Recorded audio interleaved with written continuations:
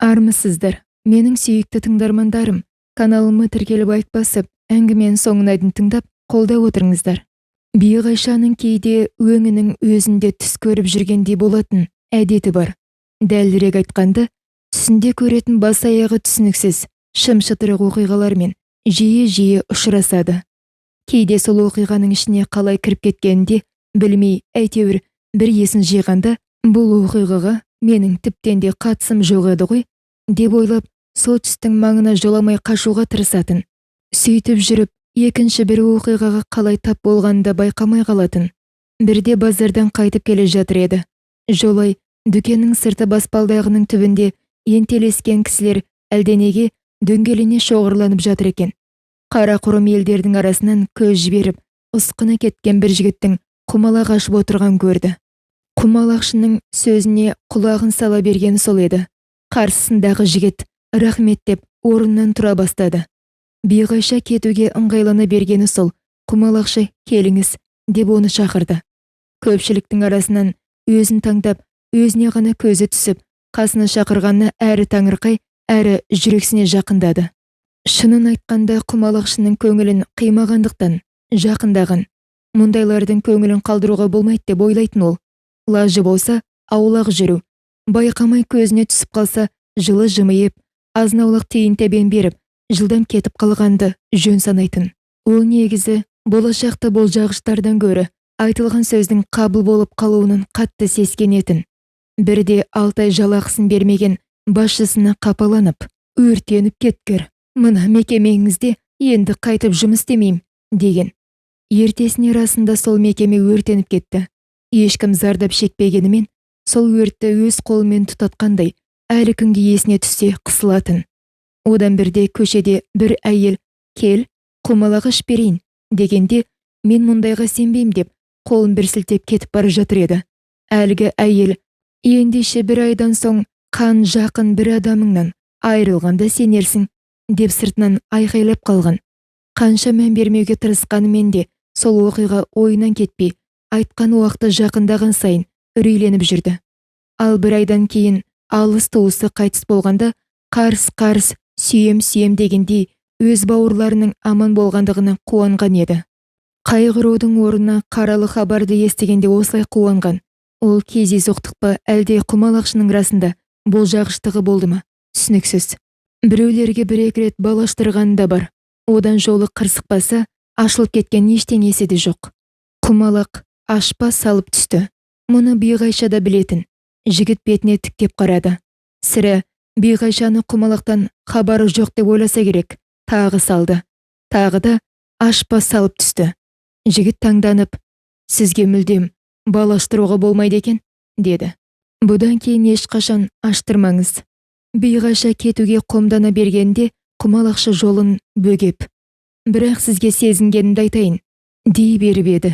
«Өтінем, ештеңе айтпаңызшы, міне, мынаны алыңыз», деді, қолына 200 теңгені ұстатып. Құмалақшы алған ақшасының бетіне де қарамай, оның қолына қайта ұстатты да. «Сіз бақытты боласыз», деді. Биғайша бақсы балгерлердің бір-бірінің аузына түкіріп қойғандай, «Алдыңды көп қиыншылық кездесет, көп қиыншылықтан өтесің» деген сөздер күткен еді. Мына жылы сөзге бір сәт елетіп, мүдіріп қалды. 2 ай, 2 апта дегенде бір жігітпен танысасыз. Негізі сіздің бақытыңыз 37 мүшел жастан кейін ашылады. Сізді үлкен бақыт күтіп тұр, дей бергенде, айналасындағы ентелеген кісілер қаша бастады. Мойнын созып қараса, бір топ көше сақшылары тура бұларды көздеп келе жатыр екен. Неге екенін көп дүбірмен олды қашуға ыңғайлана берді де, құмалақшы қашпаған соң не істерін білмей тұрып қалды. Биғайшаны қаталдық қайраттандыратын. Ашуланса, бір ай бітіре алмаған ісін бір күнде төңкеріп тастайтынды мінезі бар. Ерекше күш бітеді. Ал жылы сөз естісе, көңілі босап, жылағысы келе беретін. Биғайшаны жыламасын дейме, тағдырда оған қабағын ашқан емес. Бақытты боласың деген сөзді бұл дүниеде құлағы алғаш рет естіп тұр. Осы жасына дейін бақытты бол деген сөзді естігенмен, бақытты боласың деген сөзді ешкім айтпапты.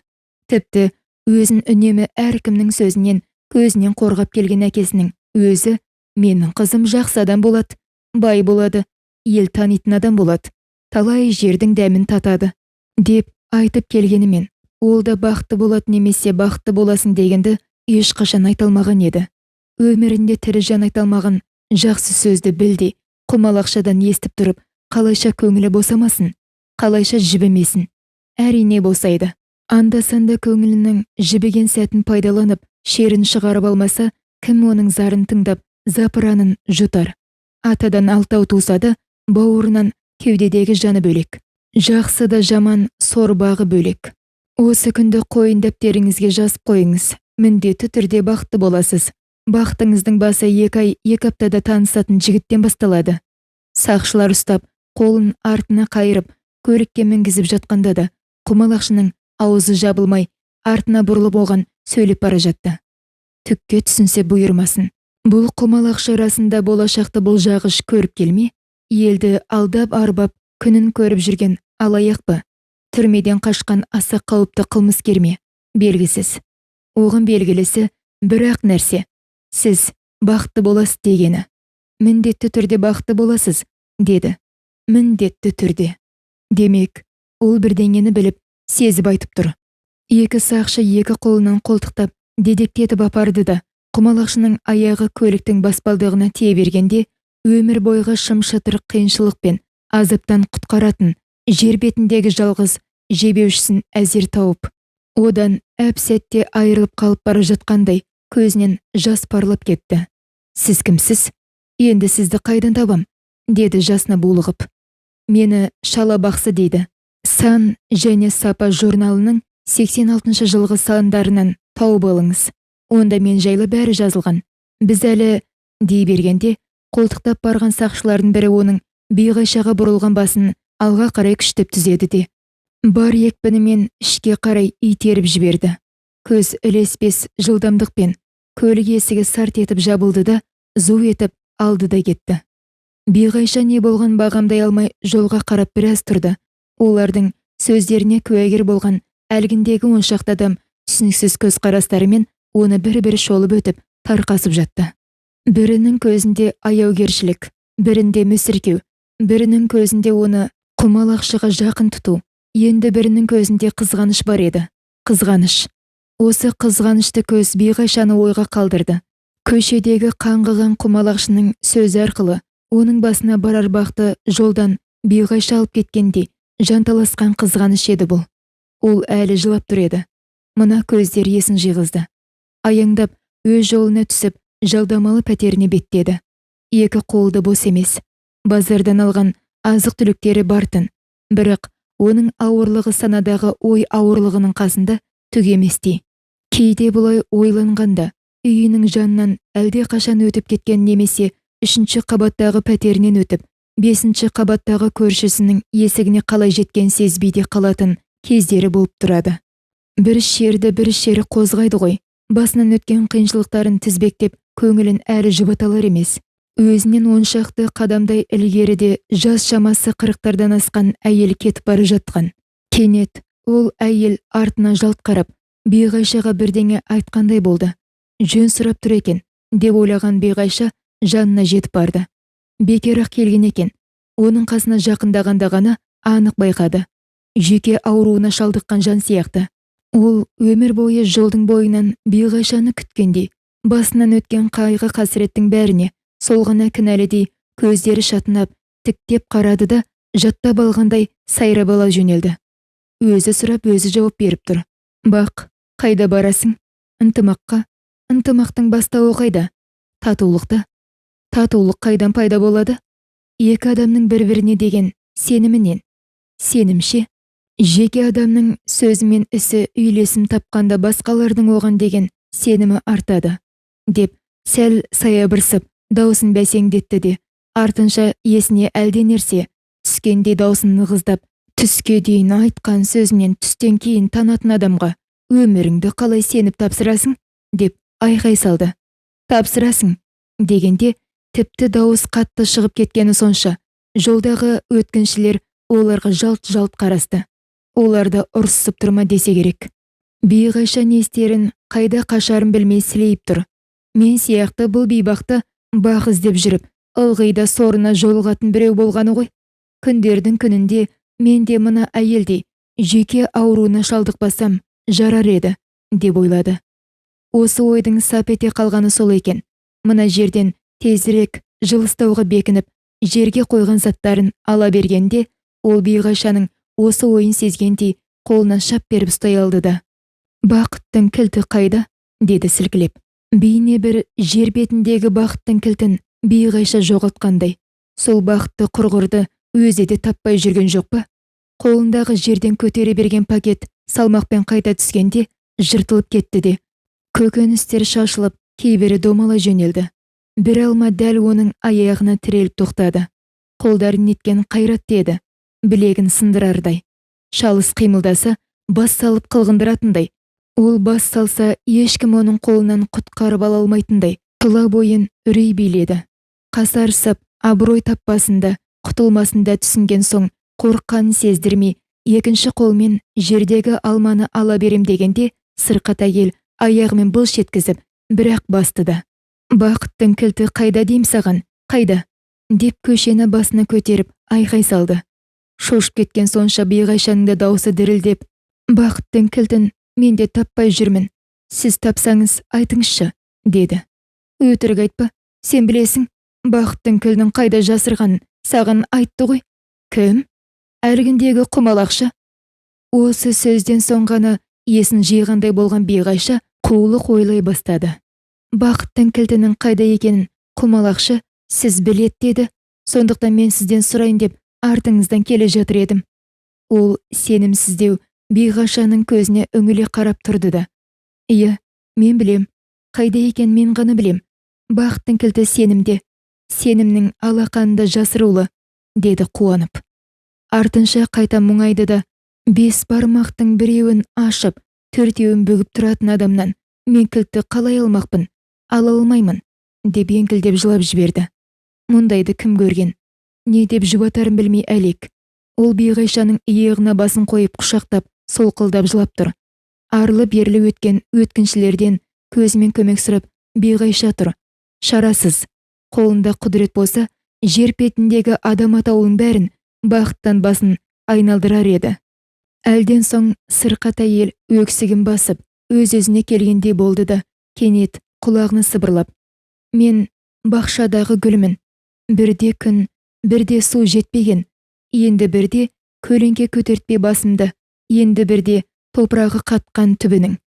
Оның дауысы бірте-бірте баяулап, әлде ұйықтап, әлде үзіліп бар жатқандай сезілді де, Биғайша иығындағы оның басын жұлқи көтеріп: «Ана тасқа отырыңызшы, кішкене демалыңыз», деді. Анадайдағы тасты нұсқап, ол тасқа отырса қазір келем деп кетіп қалуды ойлап тұрған. Сырқат әйел мұп-момақан болып отырғалы жатты да, жамбасы тасқа тиер-тиместе баж жетіп атып тұрды. «Құдайым-ау», деді, екі қолын көкке созып. «Осынша ауыртпалықты көтеріп мен қалайша тірі жүрмін?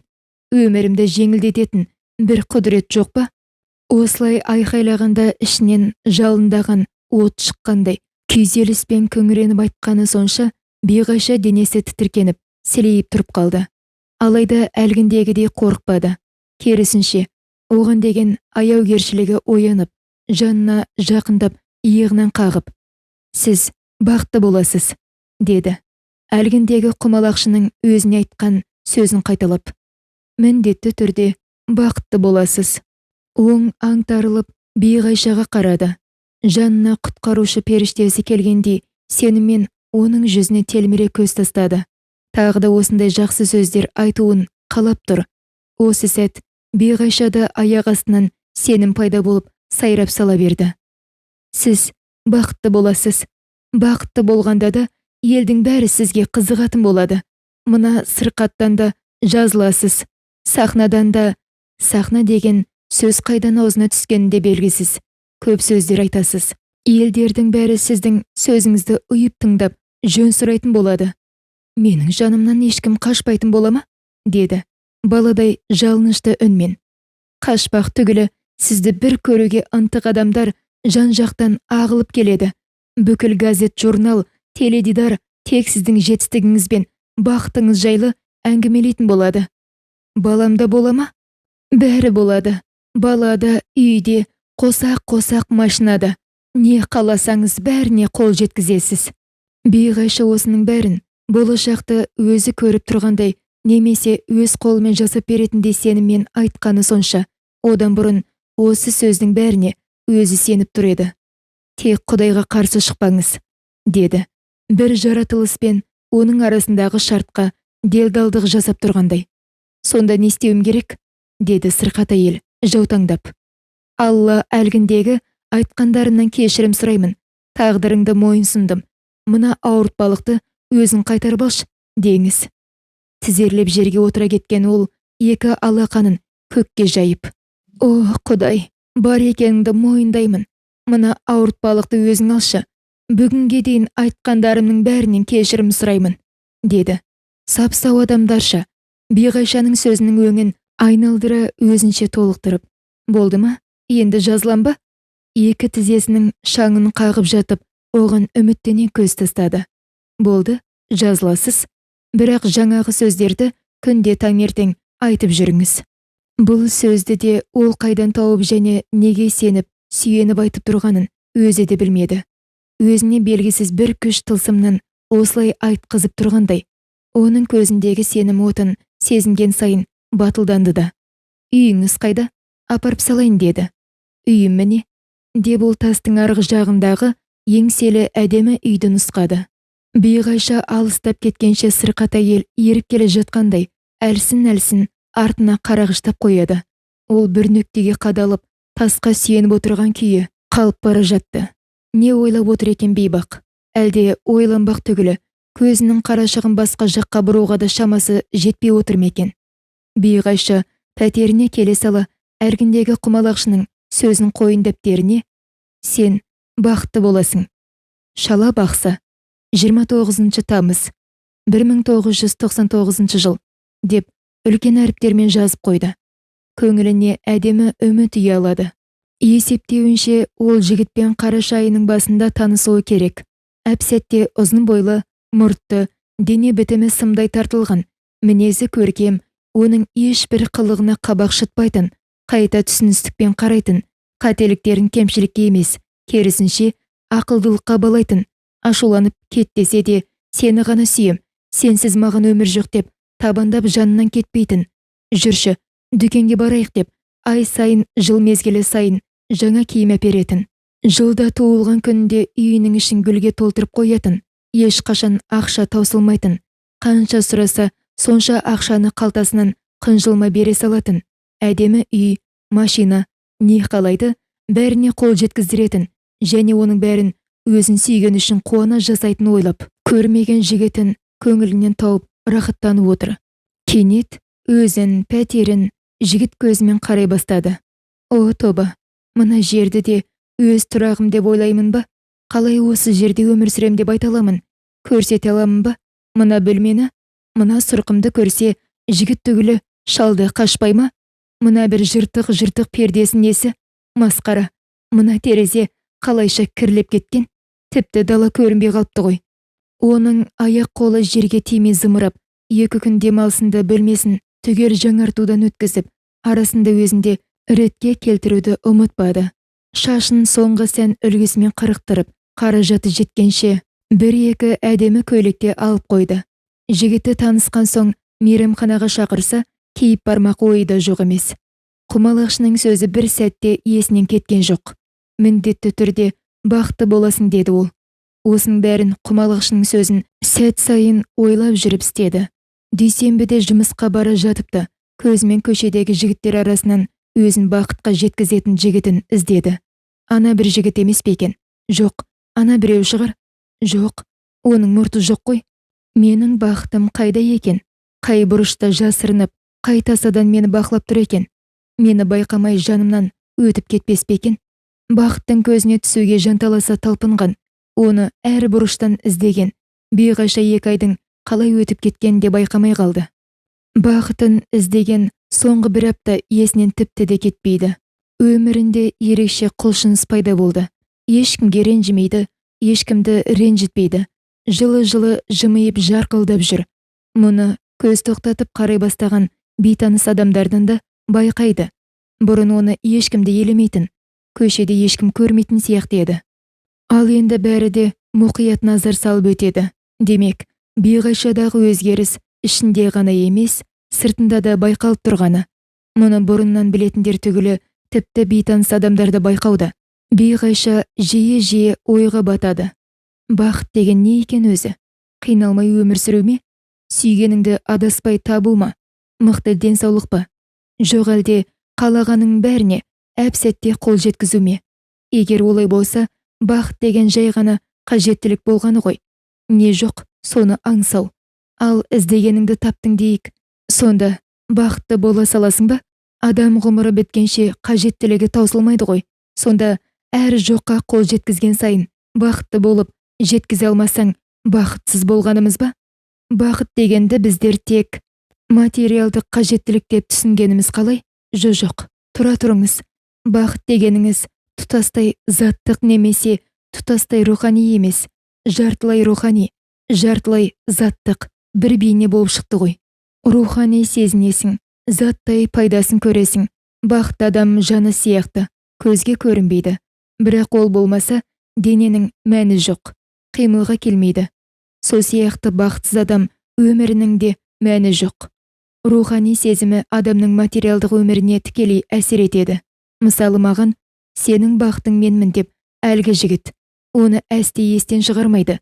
Есіктен кіріп келді дейік. Белгілі бір уақыттан кейін сол бақытыңмын деген адамнан да нәтиже іздейсің ғой. Оның нәтижесі сенің өміріңе қандай да бір көмек емес пе? Ол ертеден қара кешке дейін сенің бақытыңмын деп бетіңе қарап отыра берсе, ондай бақыттың артынан өзің-ақ бірақ теппейсің бе? Ал егер материалдық бар байлыққа жеттік дейік, сонда бақытты бола қалдық па? Жер бетінде байлықтан бас айналғанымен бақытсыз адамдар көп қой. Бақыт ақшаға тәуелді болса, адамдар бақытты байлықпен сатып ала бермей ме? Қалай болып кетті өзі? Мол байлыққа жетуде бақытты болуға кепіл бола алмағаны ма? Оған кім қандай мағына, мазмұн, сипат берсе, сондай бейнеге өзгері бере ме? Бұл сонда белгілі бір түр сипаты анықтамасы жоқ, құбылмалы бірдеңе болды ғой. Кім не қалайды, соған қарай өңін өзгерте береді. Құдайым-ау, басымды қатырып не ойлап кеттім өзі? Келетін болса келмей ме? Енді әлгі бақытқа жеткізер жігіт құрғыр. Мен оған әуелі үй әперші деп айтамын. Үй сатып алуға айлығымды 100 жыл жинасамды жетпейтіні белгілі. Сонан соң ішіне азнаулық дүние әпер деймін. Жақсы тамақ, әдемі киім-кешекте керек дегендей. Менің бақытым болғаннан кейін осының бәрін ол әперу керек. Бұларды әпере алмаса, оның несі бақыт? Мен одан қол жетпес нәрсені сұрамаймын. Өзімнің шамам жетпесті ғана күтем емес пе? Менде өзі жөні түзу аяқ киімде жоқ екен ғой. Жаздық сүйретпе, қыстық бір етік. Олар жыртылса киюге жарамай қалғанша қайта-қайта жаматып кие бергенім қалай? Мені ойлайтын, маған жаны ашитын ешкімнің болмағаны ма? Туған туысты қойшы, өзіме өзімнің де жаным ашымағаны қалай? Өткен-кеткен нәрсенің бәріне қайғыра бергенше, осы уақытқа дейін неге бір дұрыс киім алып кимегенмін? Биғайша тағы да дүкенге кетіп барады. Бірнеше аяқ киім алмақшы. Жоқтықтан қорқып, үнемдейтін ақшасын бетіне қарамай жұмсайтынды шығарды. Бұрындары тек бауырларын ойлап өмір сүрсе, әлгі құмалақшыға кезіккен күннен бастап өзі жайлы көбірек толғанатын болған. Келетін бақытынан ұялып қалмас үшін жүгіріп жүр. Көзіне көрінсе сол бақытты құрғырды қол-аяғын байлап ешқайда жібермей тастай қатып ұстап алмақ. Сосын кім оның қолынан алып кете алар екен? Бақыт қашан келер деп езіліп күтсе, өмір бойы сағым сияқты көзді арбағанмен ешқашан ол өздігінен келмейді екен. Бақытты да аса қадірлі қонақтай шақыру керек екендігіне көзі енді ғана жеткендей. Сонымен 2 ай, 2 апта әлде қашан өтіп кетті. Биғайша межелі уақытта ешкіммен таныспады. Ешкім бақытыңмын деп іздеп те келген жоқ. Ол жайлы 1-2 жыл ойланып жүрді де, кейіннен мүлдем ұмытып та кетті. Сол жылдары әлгі құмалақшы айтқан «Сан мен сапа» журналының тігіндісінде мұрағаттан түгел қарап шығып, ол туралы бір ауызда сөз таппаған. Бұл жайлы енді неге еске алып отырсың дерсіз? Аз шыдаңыз. Арада біраз уақыт өткеннен кейін Биғайша бақыт жайлы тағы да толғанатынды шығарды. Құмалақшының дәл айтқан уақытынан ұзаңғырап барып, өзі қиялдаған жігітке мүлде кереғар можан топайлау біреудің етегінен ұстады. Құдайдың бере салған бір-екі қара домалағында әлдейлеп келеді. Алайда бірде бар, бірде жоқ тіршілік қарекетіне келгенде бақыты құрғыр, көзді арбаумен келеді. Бақытсызбын деуге Құдайдан қорқады. Бақыттымын дейін десе, бақытына көңілі толмайды. Сонда да баяғы құмалақшының сөзі жаңғырығып есіне түсе беретіні бар. Ойдан ой қуалап жүріп тапқаны. Бақыт дегеніңізде адам жаны сияқты энергия екен. Энергия болғанда да адам жанынан да таза, адам жанынан да нәзік энергия.